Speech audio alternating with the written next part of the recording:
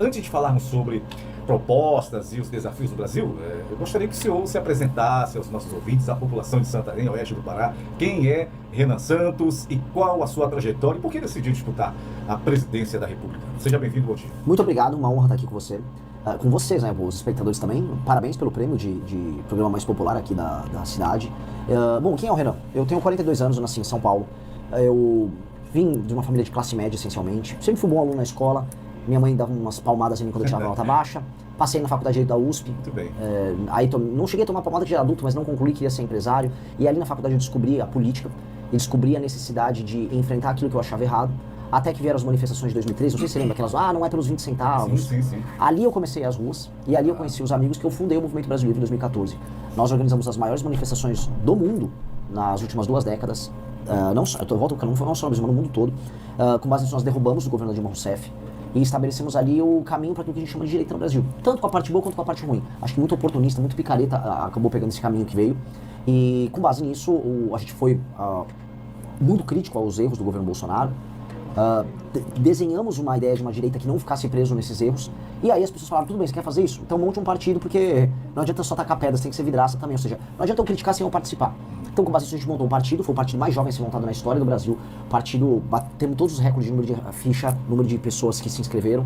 E aí com o partido montado no final do ano passado, o grupo decidiu que eu era o pré-candidato à presidência. No começo eu relutei, falei, mas eu não sou o cara mais carismático do mundo. Falei, não, você foi o líder no processo, natural que seja você. Então, ok, então farei meu melhor. E, naturalmente, sempre sonhei em não apenas governar o Brasil. Eu sempre sonhei em transformar o Brasil numa das maiores nações do mundo. Acho que a gente tem todo o potencial de ser uma das 5 nações mais influentes do mundo, junto com China, Índia, Rússia e com os Estados Unidos. O Brasil é um desses 5. Só que a gente pensa muito pequeno, a gente é um país sem ambição, um país que aceita a ingerência dos outros sobre a gente, um país que se auto-sabota. Com base nisso, a gente montou um plano que está no meu plano de governo, que é o plano do Livro Amarelo, e nós estamos apresentando ele em todo o país. Muito bem. E qual o principal diagnóstico que o senhor faz hoje do nosso país? Nosso país, ele perdeu a ambição. E o nosso país se tornou um parque de diversão de corrupto. Então, se você é uma pessoa que quer ir longe na vida aqui, invariavelmente você vai ser sabotado. Vamos pegar um exemplo aqui do Pará. Qualquer trabalho sério que você tente fazer, vai aparecer algum órgão governamental, alguma sabotagem, alguma judicialização e as coisas não saem do papel. Então você tem uma eterna sensação aqui no Brasil de que você tenta e não dá certo. E só vai dar certo se você roubar ou se você se juntar com o ladrão. Então, o caso do Banco Master foi muito ilustrativo. O cara foi, comprou todas as autoridades da República e ficou multimilionário. Agora, se você é um agricultor, eventualmente pode aparecer o ICMBio como interpretação sobre a terra que você está morando ou trabalhando há 50 anos, leva meia dúzia de boi que você tem ali e você vai ser tratado como bandido. Não dá para viver num país assim. Então, o modelo de país em que quem está no topo rouba, o resto não funciona e quem tenta trabalhar é sabotado, é um país que fracassa. E sim, o Brasil fracassou. As pessoas no Brasil não entendem o tamanho do fracasso. O tamanho do fracasso não tem que ser medido igual o malandro do Lula faz. Não, você vai comer uma picanha a mais aqui ou ali. Você tem que imaginar onde você poderia estar e onde você está. Nós éramos para estar numa posição muito maior do que nós estamos, e só não estamos porque a gente toma decisão errada o tempo todo. A população vota mal. Eu tenho certeza que tem parte da população aqui em Santarém que vende o voto para político. A população escolhe políticos errados. A população também é cúmplice no próprio erro. Então, para resolver esses problemas, a gente tem que despertar a população e trocar a política. Muito bem. Muito bem, para você que está ligando o rádio agora, nós estamos recebendo o pré-candidato à presidência do país, Renan Santos, conosco aqui no Rádio Interativo. É a primeira vez que o senhor visita a nossa região? Eu já vim ao Pará, mas a região não. A região é a primeira vez. Né? Muito bem. Então, você também pode fazer a sua pergunta, você está em casa agora, nesse momento, tá bom? Vamos aproveitar, então, a presença aí do pré-candidato do Brasil, Renan Santos. Cite pra gente aí as 3 prioridades do seu governo, caso seja eleito.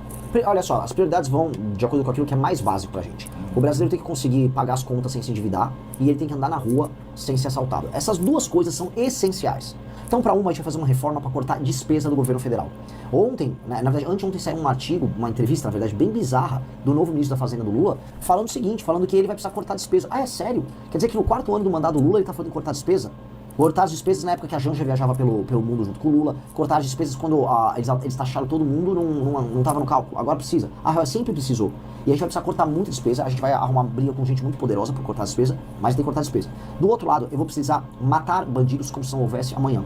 O Estado brasileiro precisa instituir aqui lei e ordem. E não tem lei e ordem no nosso país. Nós somos um país de anomia, em que a pessoa comete o crime e nada acontece. O Estado do Pará está também no estado de anomia.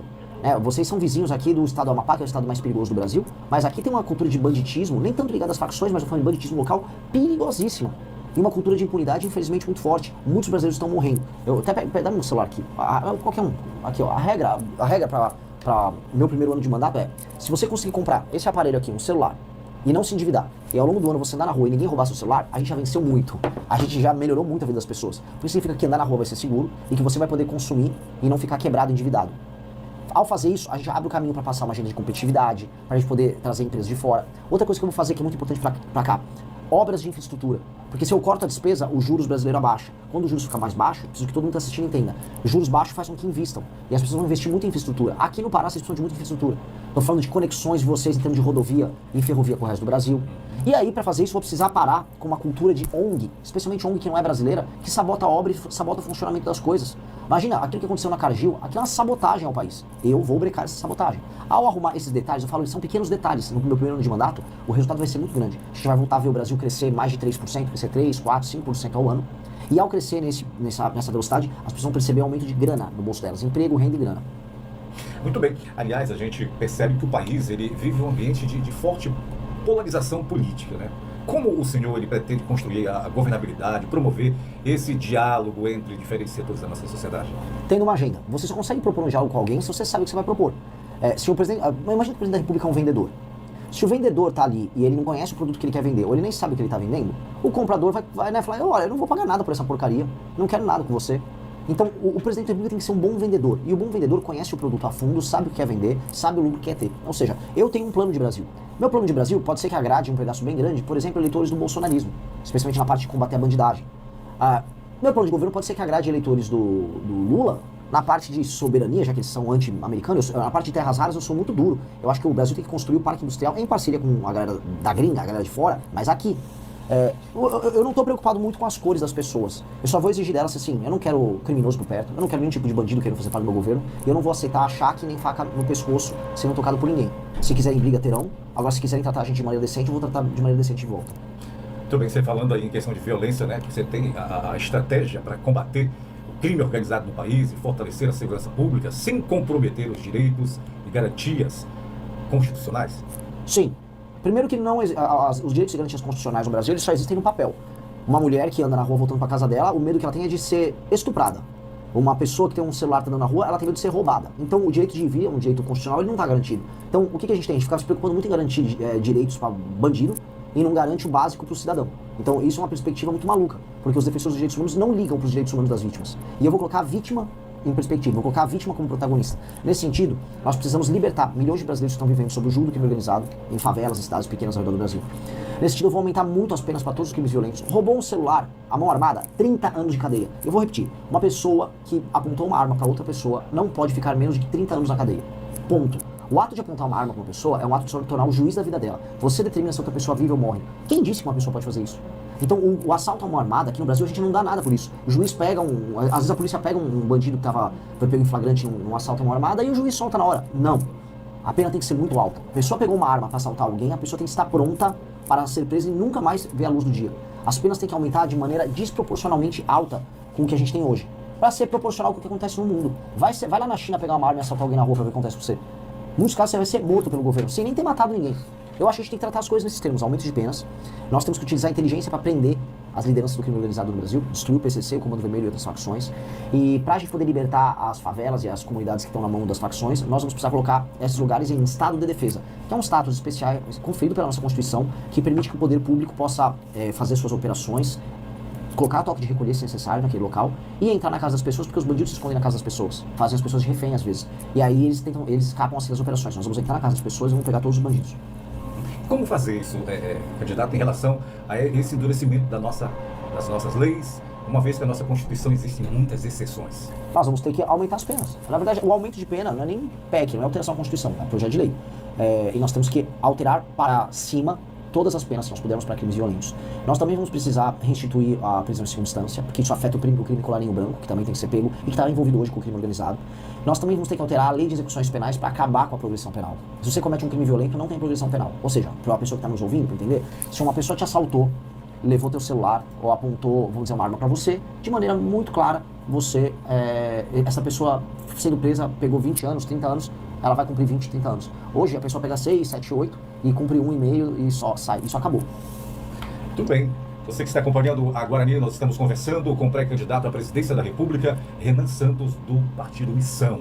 Nós estamos aqui com o ouvinte que pergunta o seguinte questionamento. O Pará é um dos maiores produtores de minério, mas toda essa produção é exportada e não há tanto retorno aos paraenses com aumento de renda. O que o senhor propõe para facilitar a verticalização de produção para agregar valores aos produtores e gerar emprego? Ótima pergunta do ouvinte. Primeira coisa que vocês precisam entender, tá? O Pará é uma colônia do Brasil.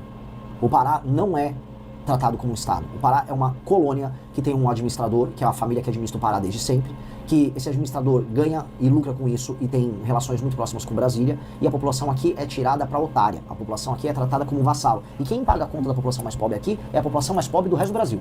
Então tem um jogo muito claro. O governo brasileiro vende as riquezas naturais daqui, em parceria com o seu feitor, que é a família que manda aqui no Pará, e a população aqui vive na miséria. Nós precisamos mudar essa dinâmica, não apenas política, mas a dinâmica econômica. Para você conseguir verticalizar, ou seja, você fazer mais etapas da cadeia de produção, vamos sair, por exemplo, ir para a siderurgia. Você vai precisar ter energia barata, investimento em infraestrutura para escoar a produção, e você vai precisar ter uma agenda de competitividade que faça valer a pena instalar uma empresa aqui e essa empresa funcionar. Para isso, eu tenho que cortar gastos do governo para poder diminuir juros, eu tenho que fazer valer o licenciamento ambiental, eu tenho que investir em infraestrutura de energia. Vamos colocar aqui, a energia no Pará é a mais cara do Brasil. Vocês pagam a conta de luz mais cara que tem. E se não resolver esses gargalos, não vai conseguir verticalizar nada, porque produzir aqui é irracional. Hoje, produzir no Pará é irracional. E é mesmo. Assim, quem tenta cruzar, vamos colocar aqui, Santarém é uma espécie de um interposto logístico. Santarém é sabotada. Santarém era para estar 2, 3 vezes mais desenvolvida se vocês tivessem estradas funcionais ao redor, se todo o sistema da Ferrogrão tivesse funcional. Só que você fica tendo ONG atrapalhando o desenvolvimento de vocês, o governo federal luta contra vocês, vem lá, eu sou índio, não sei o que, e aí breca. Não dá. Então, brecar a sabotagem, fazer uma agenda de competitividade e ter, com essa agenda de competitividade, investir em infraestrutura, e com o investimento em infraestrutura, você ter as condições para instalar indústrias aqui, isso é a base do crescimento. Isso, eu vou falar para você que eu não vou mentir, não vai acontecer rápido. Tudo que eu estou escrevendo aqui vai ter efeitos bons em 6, 7 anos. Só que são efeitos que, a partir do momento que eles começam a acontecer, são duradouros, são para sempre. E aí, este é o jogo que nós temos que fazer. É o jogo do desenvolvimento econômico de longo prazo. O de curto prazo é voo de galinha. E todo mundo só oferece voo de galinha. Eu não vou oferecer voo de galinha, eu vou falar. Não será fácil, mas aqui tem como ser um lugar muito desenvolvido no Brasil. Porque aqui vocês têm energia, produção de energia. Aqui vocês têm recursos naturais os mais diversos. Aqui, do ponto de vista logístico, vocês estão próximos do norte, que é que consome. A gente está próximos do canal do Panamá. Então, montar plantas industriais aqui, havendo logística, faz sentido demais. O lance é parar com a sabotagem. Como que o senhor pretende equilibrar esse crescimento econômico, essa preservação ambiental que é importante para a nossa região, especialmente aqui na Amazônia? Hoje a gente fala muito nisso, mas você não tem nenhum nem outro. Hoje a questão ambiental é usada como desculpa para sabotar qualquer crescimento econômico. E aí você também não protege o meio ambiente. Acho que a coisa mais maluca é o aquífero que nós temos aqui.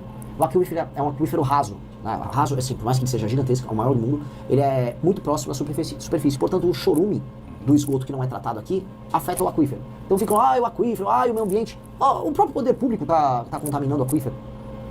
Não, temos que preservar uma Amazônia. Aí o ICMBio sabota quem está trabalhando, ao mesmo tempo que a pesca predatória, ao mesmo tempo que a exploração predatória de madeira acontece. Ontem mesmo a gente viu caminhão com toras completamente ilegais passando na estrada e ninguém vendo, naquela estrada destruída. Então, o que nós temos é uma fingição, um discurso fingido sobre o meio ambiente e nenhum trabalho voltado ao desenvolvimento econômico. Pois bem, tem que ter regras muito claras, sem zona cinzenta para que as pessoas possam produzir e saber quais são os limites dela. Tem que ter um trabalho sério de criação de parques nacionais para que o Brasil e o mundo visite. Eu ontem vi, eu juro pra você, foi anteontem, quando nós fomos visitar eu esqueci o nome da cidade, meu Deus, é o Alter do Chão. Turistas gringos ali. Só agora está começando a surgir uma infraestrutura para que as pessoas conheçam ali. Como é que pode os brasileiros não conhecer um lugar tão lindo? Então ali, os interiores, o turismo ligado também à fauna aqui, que é sensacional, isso é muito pouco explorado. Então, nós só vamos conseguir conciliar meio ambiente e desenvolvimento econômico, entendendo que é para desenvolver e com o recurso oriundo dos impostos, você sabe cuidar do meio ambiente e criar uma consciência disso. O problema é a politização que gera nenhum nem outro. Então, não tem crescimento econômico, não tem proteção do meio ambiente. Muito bem. Aqui o Tarcísio Oliveira me diz, o MBL ele perdeu vários membros. Como manter um time coeso, com a missão, agora que o partido atuará em todo o Brasil?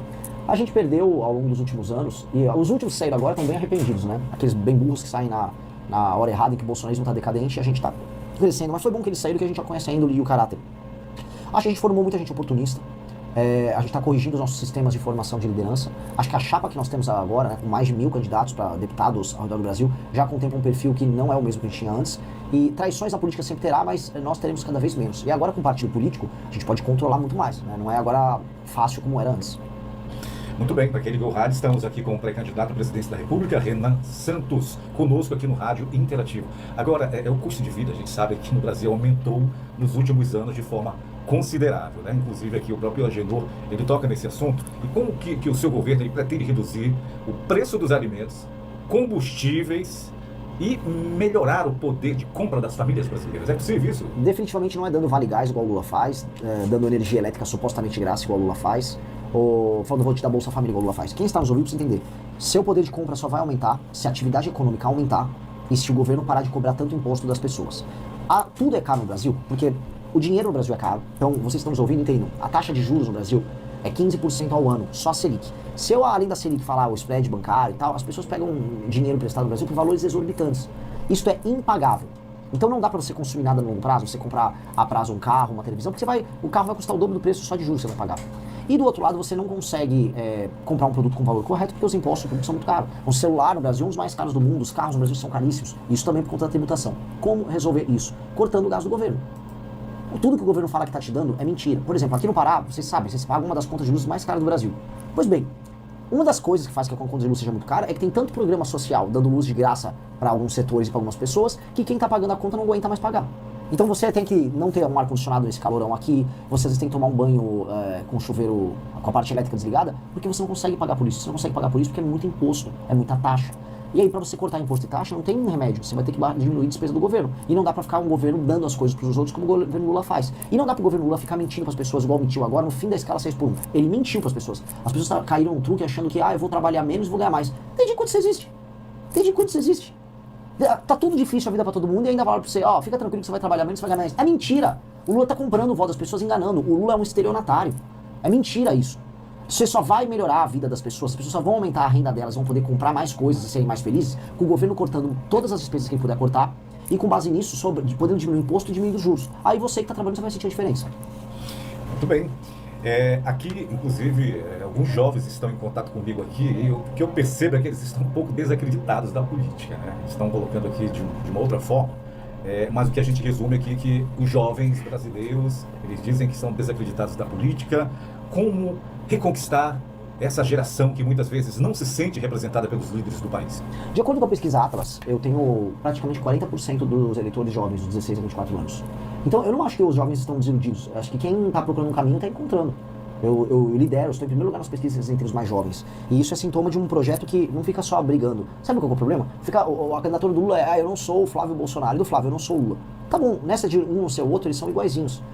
Eu estou propondo um monte de coisa gloriosa para fazer com que o futuro nosso seja glorioso. E os mais jovens tenham um horizonte que dê significado à vida deles. Viver não é só consumir, viver não é só pagar imposto. Viver é saber que seu país faz sentido, viver é participar dos momentos históricos e falar, eu vivi aquele momento. Hoje as pessoas acham que elas são apenas escravas das circunstâncias, e não é assim. A gente vai dar um sonho para os brasileiros sonharem. Muito bem, aqui o ouvinte ele faz uma outra pergunta, ele diz que o Partido Missão se o Partido Missão vai ter algum candidato ao governo do estado do Pará, alguma chance de ser o Kim, já que ele é filho de uma paraense? Verdade, a mãe do Kim é aqui do Pará, ela é da região ali próxima de Ananindeua, mas o Kim ele tá com domicílio eleitoral em São Paulo, então infelizmente ele não poderia sair por aqui. Eu adoraria ter um candidato aqui, eu acho que vocês estão aqui na mão de uma oligarquia terrível, infelizmente nessa eleição eu acho que nós não teremos, porque simplesmente nós não formamos ainda as pessoas para ganhar eleições executivas. Eu não posso participar de eleições com alguém despreparado. Participar de uma eleição é uma coisa muito séria. Eu não quero marcar a posição. Eu quero que todos os pré-candidatos ao governo que eu colocava no pleito, eles tenham condição de disputar, ganhar e fazer uma gestão excelente nos seus estados. E nós não encontramos alguém ainda com esse perfil aqui no Pará. Agora, Renan, qual o compromisso público o senhor está disposto a assumir hoje, agora aqui para a nossa população, e que essa mesma população possa cobrar no final do seu mandato? No final do meu primeiro ano de mandato, você vai conseguir comprar uma coisa que você dá muito valor, o celular, sem precisar se endividar. E você vai poder andar na rua da cidade sem o menor medo de ser roubado, porque eu vou devastar o crime organizado. E eu vou fazer as reformas que vão tornar os produtos brasileiros baratos. Essas duas coisas vão tornar a sua vida mais fácil, porque vai ficar mais barata, e nós vamos fazer com que a vida do bandido fique mais dura, porque ou ele vai estar preso, ou eu vou matar ele. Então eu prometo para essas pessoas, eu não estou entrando aqui nesse enfrentamento ao crime organizado como alguém que, tá falando algo que é popular. Não, minha mãe foi sequestrada 2 vezes. Se eu pudesse, hoje, 30 anos praticamente depois, eu gostaria de estrangular o cara que praticamente torturou minha mãe. Eu não tenho perdão com esses caras. E eu quero vingar as vítimas do crime organizado no Brasil. Eu quero vingar as vítimas desses assaltos violentos, as vítimas que perdem um pouco que conquistaram por conta disso. Eu não tenho dó. E o brasileiro que fica mostrando, ai não, veja só, estou acima disso, é mentiroso. As pessoas estão cansadas de serem roubadas, de perderem a sua dignidade. O menino brasileiro, o jovem, ele tá cansado dele não poder ganhar nada, não encontrar um emprego, enquanto o garoto que entra por crime fica pagando de bonitão, de gostosão, comprando moto, saindo com as menininhas porque ele rouba os outros e tem dinheiro. A moça que é a moça correta, que não fica vendendo foto nas redes sociais, a moça que às vezes é religiosa, a moça trabalhadora, a boa filha, essa moça se sente injustiçada num país que dá valor pra gente como Virgínia, como Deolane. Eu sou a pessoa que vai vingar as pessoas boas. Eu tô aqui na prática pra vingar as pessoas boas. A minha vingança pelas pessoas boas é a vingança que vai fazer com que as pessoas ganhem dinheiro e consumam, e não vagabundo ganhar dinheiro e consumir. Que não vai ser político ladrão que vai ganhar dinheiro e vai ficar rico no Brasil, mas vai ser a pessoa que trabalha. Esta é a vingança. Eu estou cheio de imaginação e sonhos de um Brasil melhor, mas eu também sou consumido pela raiva da injustiça. E se você não tiver raiva profunda desses caras, você não consegue ir a lugar nenhum. Porque assim, eu tô rodando o Brasil de carro, eu tô cheio de dor no corpo, sono ruim, mas eu sei que assim, se não fosse essa raiva, eu não estaria fazendo nada disso. Vai ter um momento que se não for a raiva do erro, a raiva do errado, você vira só uma máquina que fica pedindo voto por aí. Eu não acredito nisso. Então o recado que eu dou para as pessoas é, eu vou botar meu coração e eu vou até o fim para fazer o que é certo. E as pessoas sabem o que precisa ser feito. As pessoas sabem o que é certo. Se eu tivesse apenas 1 minuto para convencer um brasileiro indeciso a votar no senhor, sem atacar adversário, qual seria a sua principal mensagem ao Brasil agora, para encerrar o nosso encontro de hoje? Você que é nosso ouvinte, você perdeu a capacidade de sonhar no Brasil melhor. As pessoas estão te dando migalhas. E o sonho do Brasil hoje é ganhar uma migalha e ficar feliz com ela. Não imagine que viver possa ser assim. Você pode viver numa casa que não vai precisar ter um muro. Você pode andar com um carro sem precisar ter filme. Você pode conseguir comprar um carro. Você pode conseguir comprar uma moto. Você pode conseguir comprar um celular. Você pode andar na rua sem ser assaltado. Nós temos que encarar as brigas difíceis que fazem com que a gente seja permanentemente pobre. E eu vou encarar essa briga. É uma questão de ambição. Grandes homens no passado tiveram grandes ambições em tornar seus países melhores e fizeram assim. Salvador era um lugar tomado pelo crime e hoje é um estado exemplo em todas as Américas. Singapura já foi um favelão, hoje é um dos melhores países do mundo. Hoje, as pessoas enxergam a gente no Brasil como perdedores. E nós assumimos essa imagem de perdedor, até a seleção brasileira de perdedora. Eu não aceito isso. Nós vamos sair do papel de perdedor e nós seremos uma das maiores nações do mundo, agora, já começando pelo meu primeiro mandato. Ouse ser ambicioso, não seja um perdedor. Ouse ser ambicioso. Sendo ambicioso, você vai vencer. Muito bem, você ouviu então o pré-candidato à presidência do Brasil, Renan Santos, do Missão, conosco aqui no Rádio Interativo. Os nossos agradecimentos pela participação, disponibilidade, ao apresentar aí as suas ideias aqui para o nosso povo, né, suas propostas, sua visão para um futuro melhor, né, para os nossos brasileiros. A democracia a gente sabe que se fortalece por meio de diálogo, então nada melhor do que no Rádio Interativo essa nossa conversa. Gratidão aí pela sua participação. Muito obrigado. Foi uma ótima participação, fico muito feliz. Parabéns pela condução.